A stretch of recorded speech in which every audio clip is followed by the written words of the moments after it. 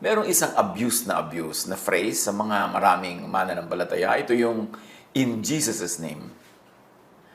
To pray in Jesus' name ay hindi nadadaan sa literal at verbal na kasasabi ng in Jesus' name na parang magical incantation.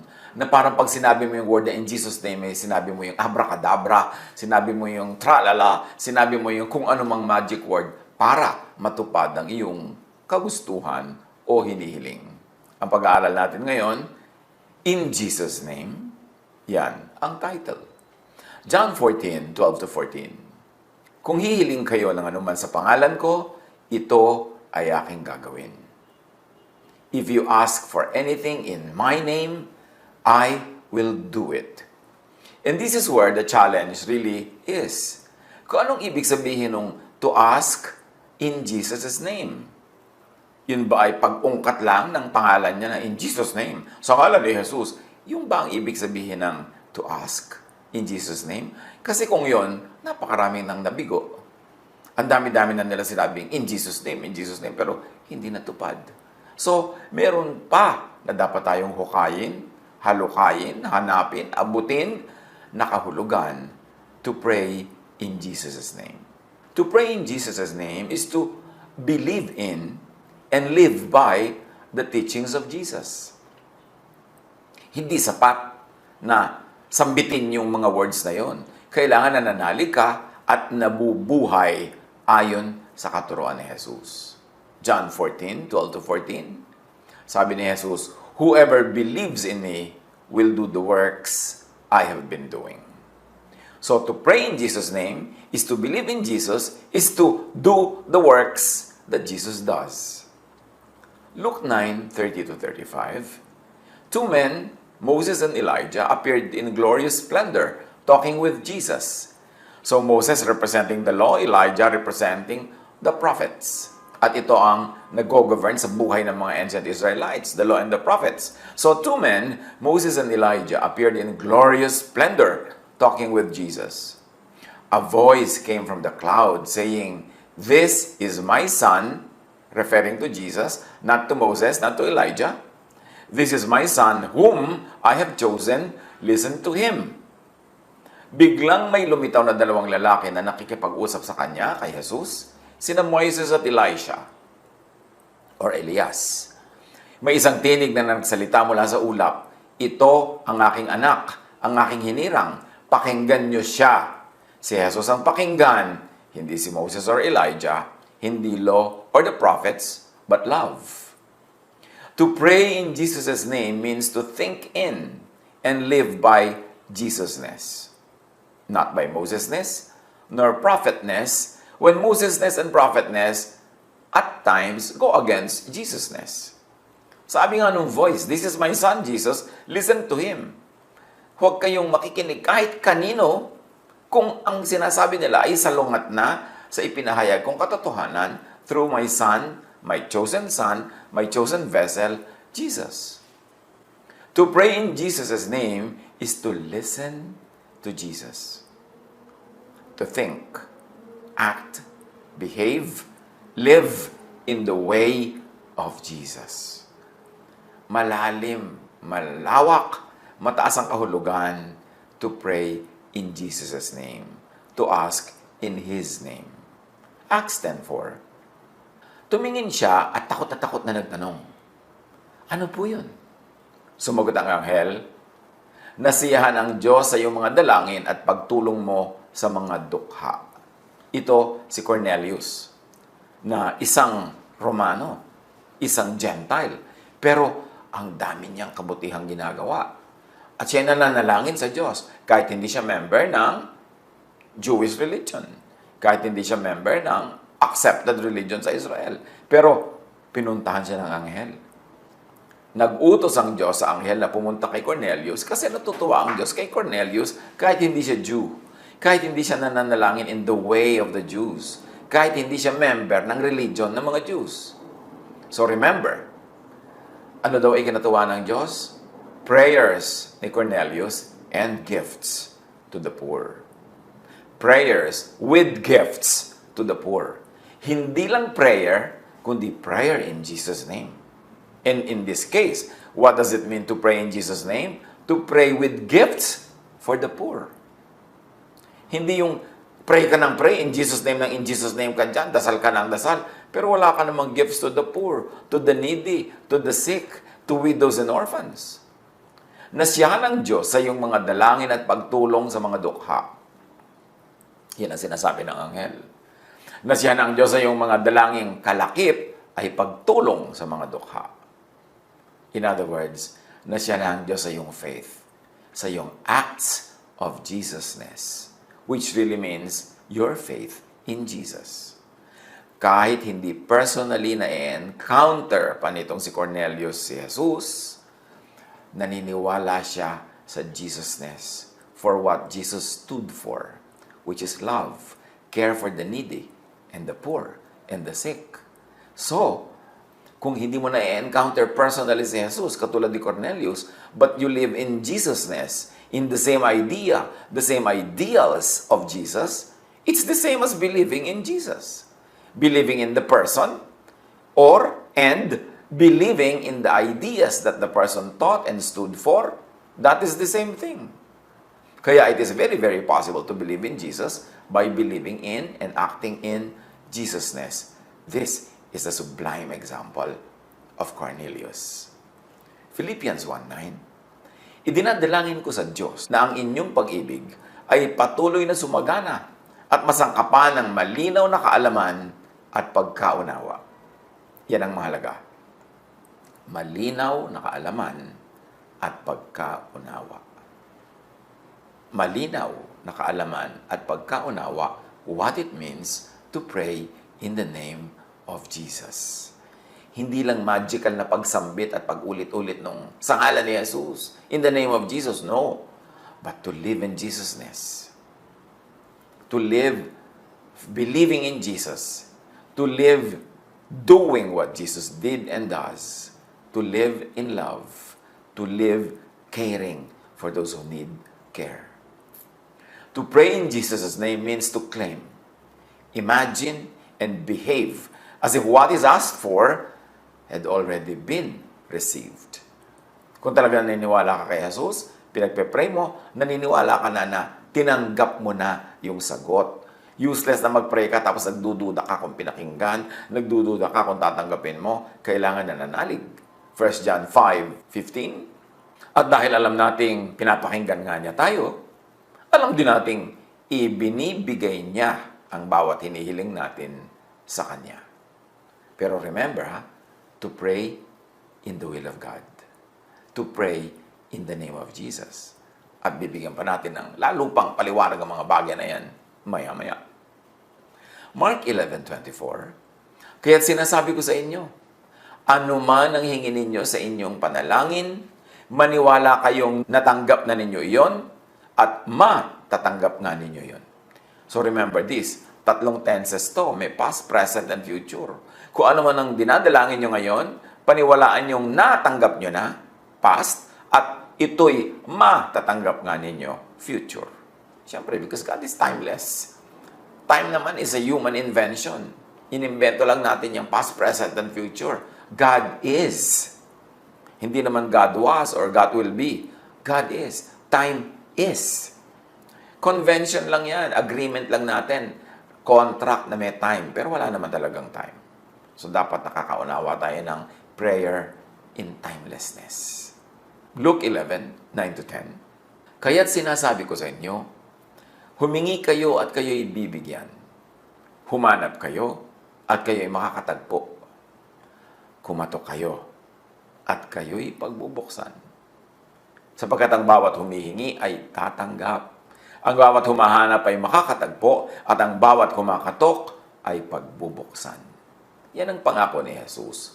Pero siyempre, ang pangako na yan, kailangan maunawa in the frame of true faith, of believing in Jesus, in the real sense of believing, to live in Jesusness, to live expectantly, and to believe without doubt. Pero siyempre, yung belief na yon, nakabase din yun sa knowledge, sa understanding, sa wisdom. Hindi yung naniniwala ka basta na paghihimalaan ka, tapos pag hindi ka pinaghimalaan, magtatampo ka sa Diyos. Kailangan may basis yung paniniwala mo. Ginagawa mo ba what is practical? Dumadalangin ka na paghimalaan ng Diyos na manalo ka sa isang karera. Pero ginawa mo ba yung mga dapat? Nag-practice ka ba? Kumain ka ba ng tama? Sinanay mo ba ang iyong muscles? May muscle memory ba yan sa pagtakbo? Sinanay mo ba ang sarili mo sa terrain, sa temperature, sa klima, ng oras ng takbuhan? Ay, yung patunay na paniniwala, may practical yan nagawa. Hindi lang naniniwala, tapos hihingi ng himala. Tapos pagka hindi ibinigay, magtatampo. Yung mga tunay na himala, actually, ay himala sa pagkaunawa natin kung anong dapat gawin para in a practical, personal, private, and material way, matanggap natin yung ating hinihiling. Hindi magic.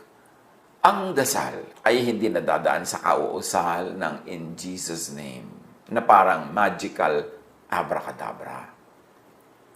Napakarami na nating nakikita niyan. May magpe-pray, Lord, pagalingin niyo po si ate in Jesus' name. Sabi ng mga katabi, sa ngalan ni Jesus, amen po, amen po. Sabi ng mga tao, hindi masamang sabihin yan kung taos puso. Yung pagka sinabi na pagalingin niyo po itong nanay namin sa sakit, pag sinabi mo in Jesus' name, ibig sabihin nagbigay ka ng pera pambili ng gamot, nagbantay ka at nag-alaga. Ibig sabihin, patuloy kang nagpapakain sa kanya ng masarap. Patuloy na nililibang mo siya para ang kanyang emosyon ay sumaya. Pagka sinasabi mong, I pray in Jesus' name, na pagalingin niyo po, Panginoon, ng nanay ko, ang prayer in Jesus' name may katumbas na ginagawa mong praktikal. To live in Jesus' name. So, tumutulong ka ba sa pag-aalaga? Nagbibigay ka ba ng makakain, ng gamot? Pinapaganda mo ba yung environment para siya gumaling? Doon ka palang may karapatan magsabing in Jesus' name. Pero pag wala kang ginagawa, kahit may kaya ka namang gawin, hindi ka tumutulong, yung ginagawa mong magic, abracadabra, yung word na in Jesus' name. Pag kami nag-pray na, Diyos ko, pumasa po sana ako sa exam. Tapos sabi mo, in Jesus' name. Pero hindi mo naman siya nire-review. Hindi mo tinutulungan, hindi mo tinuturuan, o hindi mo binibigyan ng allowance para makapag-review. Hindi mo binibigyan ng oras para makapag-review. Useless yung in Jesus' name mo. Maraming ganyan, puro in Jesus' name. Lord, palaguin niyo po ang aming negosyo in Jesus' name. Pero, nagsisikap ka ba? Pinag-aaralan mo ba ang bagong skills? Are you studying the competition and how to survive? Ginagawa mo ba ang best effort mo para meron kang best service, meron kang best equipment? Tapos pray ka ng pray na in Jesus' name.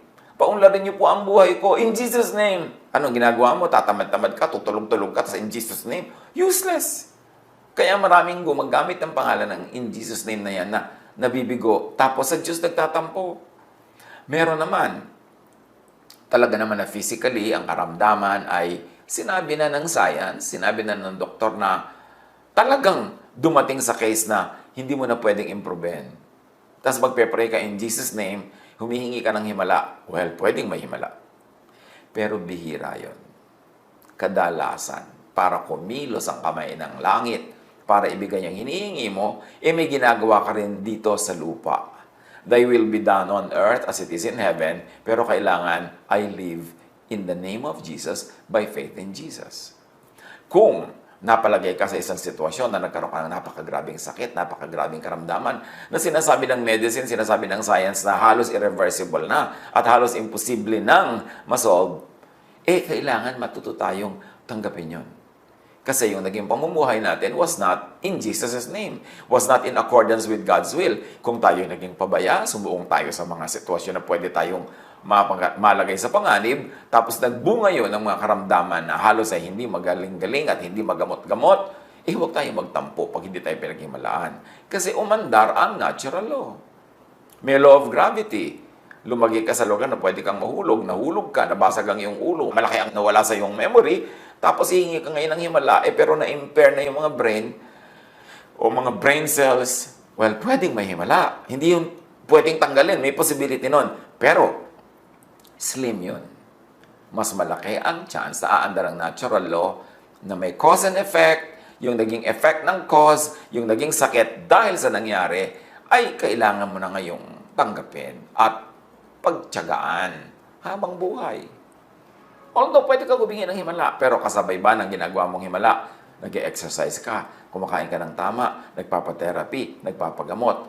Well, ginagawa mo ang humanly possible, that means praying in Jesus' name. But still, the result is up to God. Huwag tayo magtatampo ano man ang maging bunga lalo kung ito ay effect of a cause. Na alam naman natin na may nagawa tayo, sinasadya man o hindi, may napuntahan tayong sitwasyon, sinasadya man o hindi, na malalagay sa panganib ang ating kalusugan at ang ating buhay. Continue to pray, continue to believe, do what is practical, but still accept God's will kung ano ang sagot sa ating prayer. That is also what it means to pray in Jesus' name. If we pray according to His will, He hears us.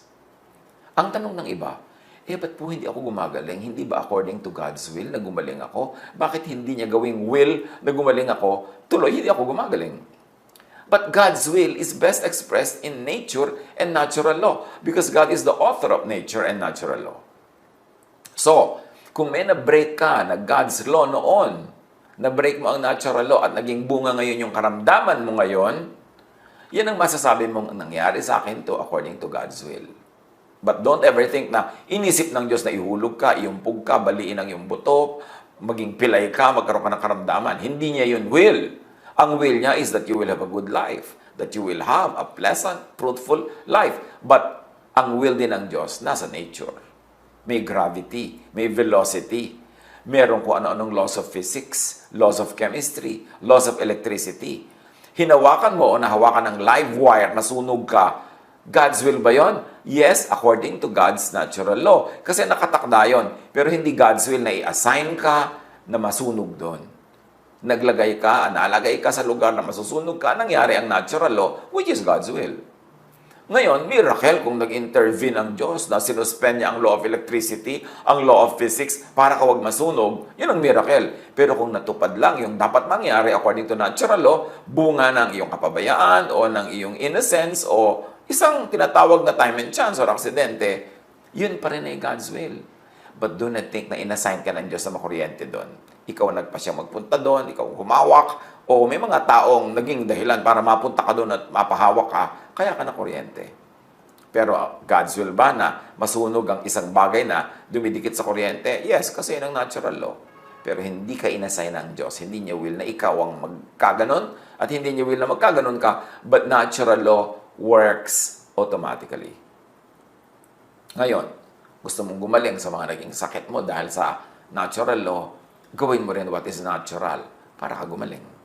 Mag-therapy, kumain ng mabuti, magpagamot, gumamit ng siyensya, and pray, and yes, ask for a miracle. Nasa Diyos naman yan kung gagawin niya. Pero hindi niya tungkulin na mag-miracle. Kasi ginawa na niya ang lahat ng natural law. Ang tungkulin natin, alamin yon at mabuhay ayon sa mga sinasabi ng natural law para hindi tayo umani ng masaklap na bunga dahil sa pag-break ng natural law. Pero tulad ng sinabi natin kanina, iuulitin ko, ang dasal ay hindi nadadaan sa kauusal ng in Jesus' name na parang magical abracadabra. Matthew 7:22-24. Sa araw ng paghuhukom, marami ang magsasabi sa akin, Panginoon, hindi po ba't sa inyong pangalan ay nangaral kami? Nagpalaya sa mga demonyo at gumawa ng mga himala? O ayan na naman, in Jesus' name, gumawa daw ng pangangaral, nagpalaya sa mga demonyo, gumawa ng mga himala. Ngunit sasabihin ko sa kanila, sabi ni Jesus, hindi ko kayo kilala. Lumayo kayo sa akin, kayong mga gumagawa ng kasamaan. So you see, maraming gumagawa ng religious work in Jesus' name. Maraming gumagawa ng kung ano-ano sa pangalan ni Jesus. Pero sabi ni Jesus, hindi ko kayo kilala. Kayo yung mga gumagawa ng kasamaan. So, in Jesus' name lang sila sa salita. Pero sa gawa, kasamaan ang ginagawa nila. Kasamaan sa kapwa. At marami silang ginagawang religious activities, religious decisions, na actually nakakasakit sa kapwa. Sa kanilang mga ginajudge, sa kanilang mga ipinupwera, sa kanilang mga binabato. Sabi ni Jesus, hindi ko kayo kilala kahit usal kayo ng usal ng in Jesus' name. O kaya nagpapanggap kayong ginagawa nyo ang lahat in the name of God or in the name of Jesus. No, no, no, no. I don't know you. Why? Because you did not live in Jesus-ness. You only used and abused the name Jesus, but you never really lived in Jesus-ness. Kasi in the name of Jesus as thou, but in the way and style of the teachers of the law and Pharisees, ang kanilang style, at hindi yun pasado kay Jesus. Kahit anong kauusal at kauulit mo in the name of Jesus, pero pag ang puso mo is not in Jesus-ness, ang ginagawa mo ay hindi kindness and love, baliwala ang lahat. Sayang lang yung kain in Jesus' name na yan. Kailangan may pagkakakilala at pagkaunawa kay Jesus. Kailangan may gawa bilang bunga ng pagkakilala at pagkaunawa kay Jesus. Kailangan may tunay na pananalig at yan ang tunay na pananalig. Hindi pagsasalita ng in Jesus' name. Mark 9:23. May nagtanong kay Jesus, if you can make us this and that. Sabi ni Jesus, if you can, everything is possible for one who believes. So kahit pa nga kung minsan nasadlak tayo sa isang cause and effect, or effect ng isang cause, na parang by natural law, imposible na tayong gumaling, imposible nang may mangyari, merong such a thing as faith that can move mountains. There is such a thing as himala. Meron nun. Hindi yun nawawala. Pero hindi yun obligasyon ng Diyos. Privilege na iginagawad niya kung sino ang paggawaran niya. At tayo hindi dapat magtampo kung hindi natin natatanggap yun. Mark 5:36, overhearing what they said, Jesus told him, don't be afraid. Just believe. Huwag ka matakot. Manampalataya ka lamang. Kailangan ang dasal ay spirit-led. Yung talagang nagbubunsod sa iyo ay yung espiritu, hindi lang yung desire, hindi lang yung personal want or personal need. Meron talaga dapat spiritual conviction to pray para tumalab ang prayer. Romans 8:26, ganon din naman. Tinutulungan tayo ng espiritu sa ating kahinaan sapagkat hindi tayo marunong manalangin ng nararapat. Kaya't ang espiritu ang namamagitan para sa atin at dumaraing sa paraang hindi natin kayang sambitin. Yung spiritual prayer na napakalaking hiwaga sa marami up to now. At talaga namang napakahirap unawain kasi nga, it's a very deep spiritual matter. Pero malinaw ang sinasabi, the Spirit intercedes for us with moans, with sighs, too deep for human words. So ipanalangin natin na mag-intercede para sa atin ang Holy Spirit, pero huwag nating imbentohin na ang Holy Spirit ay nasa atin at kung ano ang pinagsasasabi natin na sinasabi natin, sabi ng Spirit, yung pala, gawa-gawa lang natin. Kailangan talaga totoo na galing sa Espiritu. Kailangan ayon sa kalooban ng may likha ang panalangin tatalab. 1 John 5:14-15. May lakas loob tayong lumapit sa Kanya dahil alam nating ibibigay Niya ang anumang hingin natin kung ito'y naaayon sa Kanyang kalooban. At dahil alam nating pinapakinggan nga Niya tayo, alam din nating ibinibigay Niya ang bawat hinihiling natin sa Kanya. This is another gray area, an exciting, challenging area in fact, kung ano yung naaayon sa kalooban ng Diyos. Pero dapat nating unawain na hindi lahat ng kalooban natin yun ang naaayon sa kalooban ng Diyos.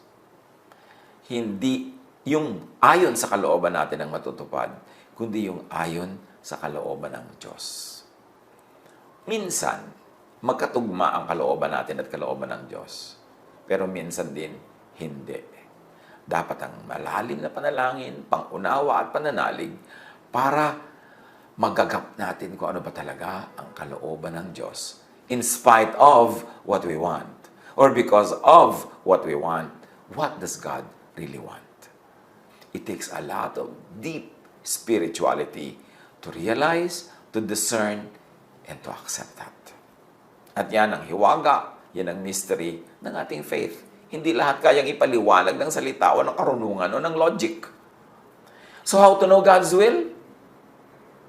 Hindi siguro natin kayang alamin lahat ng God's will, pero meron tayong kayang alamin at meron tayong pwedeng gawin para dumami ang possibility na ang alam natin na will of God. Yun na nga.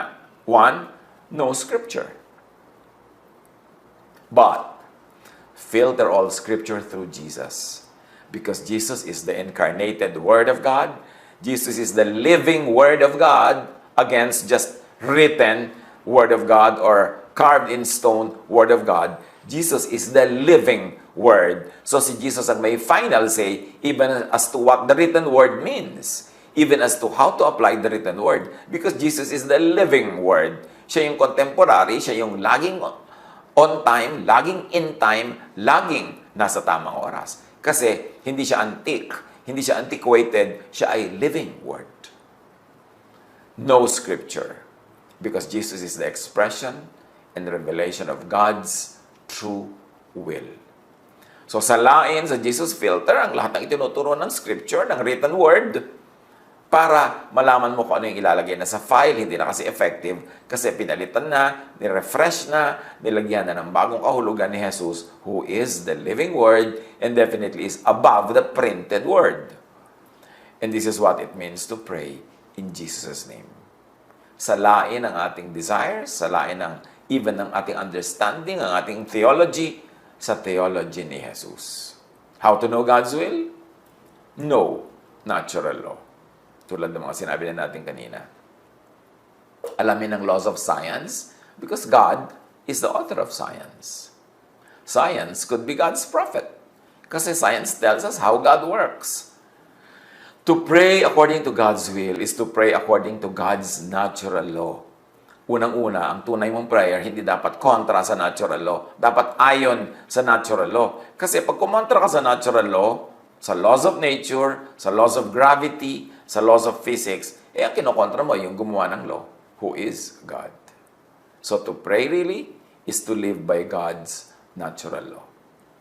In fact, if you live by God's natural law, napakalaki ng posibilidad that you won't even have to pray for an intervention or a miracle kasi if P then Q. Kasi cause and effect. Gusto mo ng ganitong effect, edi ang gawin mo yung ganong cause para lumabas yung effect na gusto mo. Sabi ng natural law, at sinasabi ng Romans 1:20, mula pa ng likhain ng Diyos ang sanlibutan, ang kanyang likas na hindi nakikita, ang kanyang kapangyarihang walang hanggan, at ang kanyang pagka-Diyos ay maliwanag na inihahayag ng kanyang mga ginawa, kaya't wala na silang maidadahilan pa. Gusto mo daw makilala ang Diyos? Kilalanin mo ang nature, kilalanin mo ang science, kilalanin mo ang natural law. Kasi yung mga ginawa niya, yung nilikha niya, the created world, the created universe, is an expression of who God is. Hindi mo na kailangan lumipad at pumailang lang sa mga kalangitan para hanapin ang Diyos. Makikita mo ang kanyang karunungan, ang kanyang will sa pagpatak ng tubig, sa loob ng mga cells, sa mga halaman, sa power of the law of nature, sa mga tides and seasons and wind. Makikita mo dun ang kalooban ng Diyos. To ask in Jesus' name is to pray according to God's will, is to pray according to God's natural law, is to live by God's natural law. Huwag gawing automatic magpaasa o blindly umasa sa faith or prayer which is against natural law. Yung iba kasi, mag-pray ka, manalig ka, pero ipinagpe-pray at pinananaligan kontra sa natural law, kontra sa science, kontra sa likha ng Diyos. Paano mo papagawin ng Diyos against Himself? Against His own laws? Correctly hope, correctly believe, and correctly pray in Jesus' name. Which means, kilalanin ang natural law, live by natural law. Pero huwag ka magpalimit dyan all the time. Kasi meron naman talagang himala. At meron din sinasabi sa Solomon, time and chance happens to all. Pero huwag yan ang asahan sa pang-araw-araw at pangkaraniwang buhay. Yan ay kakaiba, extraordinary. Sa pang-araw-araw, sa pangkaraniwang buhay, live by natural law. Live in Jesus' name. Do what is good. Do what is kind. Be loving. And then you are praying in Jesus' name. At diyan natin makikita ang mahiwaga at makapangyarihang pagkilos ng pag-ibig ng Diyos. Huwag umasa sa mga abracadabra. Huwag umasa sa paulit-ulit na pag-ungkat ng pangalan ni Jesus na wala namang katumbas na good works, walang katumbas na love, walang katumbas na pagsunod sa natural law. Mapipigo ka lang at magtatampo ka pa siguro sa Diyos pag gano'n na nangyari. Maraming mga mito at alamat ang buhay Kristiyano. Napulot natin kung kani-kaninong mga teachers, napulot natin kung kani-kaninong mga nauna sa atin sa pananampalataya. Pero obserbahan nyo if it works. Kasi marami hindi. So dapat baguhin, dapat improvein. Sabi ni Paul, when I was a child, I thought like a child. I reasoned like a child. I spoke like a child. But now that I'm a mature man, I gave up childish ways. Ganon din dapat sa pananampalataya. May mga una tayong nalaman noon na sa paglago natin, nalalaman natin, ay, pang-isip batang Kristiyano pala yan. Dapat palitan, dapat baguhin, dapat lumago. At isa dyan, isa sa mga pinakagrabing na-abuse, yung in Jesus name na yan, at nagiging dahilan din ng frustration kasi hindi nagbubunga ng hinahangad. Alamin what it means to pray in Jesus' name. That means to live in Jesus' name. To live with knowledge and appreciation of scientific laws, of the laws of nature, and to accept effects of causes. To work hard to negate or to change and to improve on the effects of negative causes. And also, yes, to believe and pray for miracles. Lahat yan, pag pinagsama-sama natin sa tamang timpla, sa magandang timpla, magiging bunga, is a life that is full of blessings, full of fruits, of happiness and joy. Pagpalain tayo ng Panginoon, unawain talaga, and pray in Jesus' name, because it works. But it works only when done according to God's will, when done correctly. God bless us all.